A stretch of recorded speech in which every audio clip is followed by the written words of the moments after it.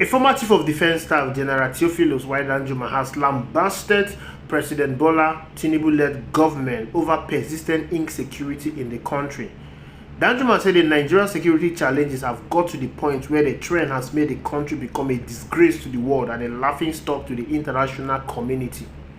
The former defense chief, who said this on Friday while speaking at the annual Nwonyo Fishing and Cultural Festival in Ibbi local government area of Taraba State, stressed that the urgent step must be taken to address the security challenges facing Nigeria before the country is completely overtaken. Danjuma was quoted as saying, "Nigerian authorities must make urgent measures to redeem the battered image of the country by addressing the security challenges confronting the nation." He emphasized that the level of insecurity in Nigeria has become so bad that nobody, especially foreigners, is willing to come to the country to invest or visit tourist sites, knowing fully well that their security was not guaranteed. According to him, no person or group of persons will want to come to our state or country if we continue to kill and butcher ourselves. Speaking further, he said that the ugly situation in the country required immediate attention of the government, urging that all hands must be on deck in order to put the right pegs in the right holes. He added that those in position of authority must work hard to make the country safe for all Nigerians, including foreigners, before we could attract more and more investors into the country. If we continue to make our road unsafe for people to move around, our dreams of making Nwonyo Fishing and Cultural Festival an international festival cannot be achieved. It is sad that Nigeria as a nation has become a laughing stock following the security challenges. As a country is currently, we are a disgrace to the whole world, and therefore we must redeem our image and put our house in order, because right now we have become a laughing stock to the whole world. Every one of us, we are all aware of what is happening in the country. The insecurity situation in the country is so alarming. Just today, it was reported, I can't play the video because of YouTube restriction. It was reported that gunmen invaded the university in Plateau State and were killing students. But unfortunately, it was also reported that soldiers were aiding and abetting the government, to the point that the people in the Bokos community in Plateau State had to go on the street and ask the soldiers to leave their community, because according to them, the soldiers, they are not protecting them. They are aiding and abetting these terrorists to carry out their criminal act. Before now, T.Y. Danjuma has raised an alarm over the insecurity in the Middle Belt.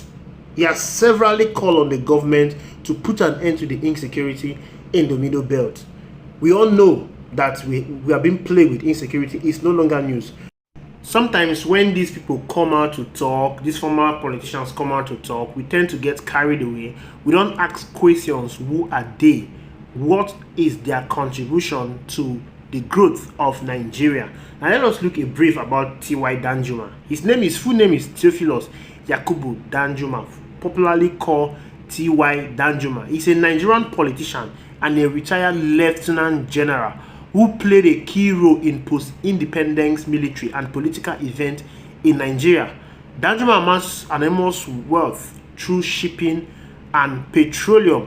He was Chief of Army Staff from July 1975 to October 1978. He was also Minister of Defense under President Olusegun Obasanjo administration. He was born in Takum, Taraba State. Now, I will end that short brief there about him. You can see that he is a seasoned politician and a military officer, a lieutenant general.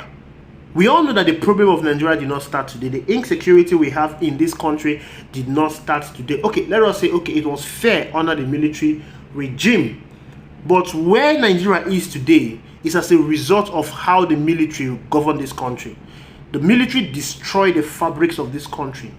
You have men who are gun carriers that lack leadership skill, that lack economic skills.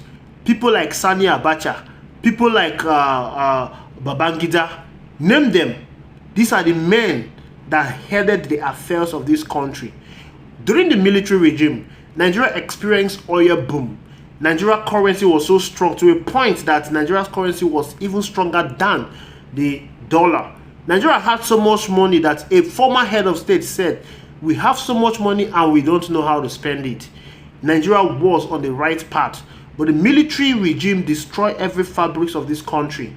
They did not save, squandered all the money they got from the oil boom, and now Nigeria is left with nothing but insecurity and corruption. T.Y. Danjuma contributed to the insecurity we have in this country today. So when he's coming out and he's crying, it is because the chicken has come home to roost. Yes, his state, Taraba state, is being besieged by insecurity, especially the activities of the Fulani herdsmen. The Middle Belt entirely is being besieged by the Fulani herdsmen. There were times he came out and he cried that the military are actually responsible for this, and the government of the day are not doing well to curb this insecurity in the Middle Belt. This is what happened. When you have the opportunity to do the right thing, you fail to do it, the chicken will definitely come back to roast. T.Y. Danjuma is old, he's an aged person, but I'm sure he have kids. He's worried about the life of his kids, because as it stands now, his kids, the future of his kids are not protected in the Middle Belt. But he had the opportunity to make the right decision in this country that will favor everybody. But what did they do? Same goes to every other politician that think because they have the power to get security details to themselves, they have the power to control some people, they will not do the right thing. A time is coming when the chicken will come back to roost. Insecurity affects everybody, irrespective of your political status. Most Nigerian politicians don't think about the future. They think about their immediate gratification. They think about their immediate satisfaction. That is why someone like Nyesom Wike, when he was the governor of Rivers State, he never thought a time will come where the person he installed in office will be fighting him. Why don't you work for the general good of all? Why don't you work for the betterment of the country? If every part of this country is safe, you will be safe wherever you are. You don't need to go with so much security details. You don't need to go with so much security personnel to be protected. Even if they are protecting you, for how long do you think the security will protect you? Your grandchildren, they will come up. Your great-grandchildren, they will come up. What legacy are you leaving for the betterment of them? I think all Nigerian politicians should have this retrospective memory and know that power is transient. They will give up the power one day. Look at what is happening to Yahaya Bello. When he was a governor of Kogi State, he was an emperor. There was one man that the youth look up to. One man that the youth say, okay, now a youth is in the helm of affair. Let's see what he can do. But he turned around and disappointed everyone, calling himself White Lion. Look at what is happening. A white lion is afraid of an eagle. If you know you did not embezzle money, submit yourself to the EFCC. Did you be investigated? Peter Ibbi, when he left office, submitted himself to the EFCC and he was investigated. To date, nobody has traced any 1 naira of Anambra State money to him. Well, this is not to take away the fact from what T.Y. Danjuma is saying. Insecurity has gone overboard. Every part of this country is plagued with insecurity. And the truth is, we cannot continue like this. We cannot continue to be scared in our own land. Something needs to be done. And the only way for things to be done is for Nigerians to realize that it is their life that is at stake. The people that are being killed in their number, the people that were being attacked in the university in Plateau State, these are Nigerians that don't have access to good security, that cannot afford to pay policemen to guide them. These are average Nigerians in their millions. How come these average Nigerians in their millions cannot decide that enough is enough? We are going to put somebody there that is going to work for our good. We are going to put somebody there that is going to protect us.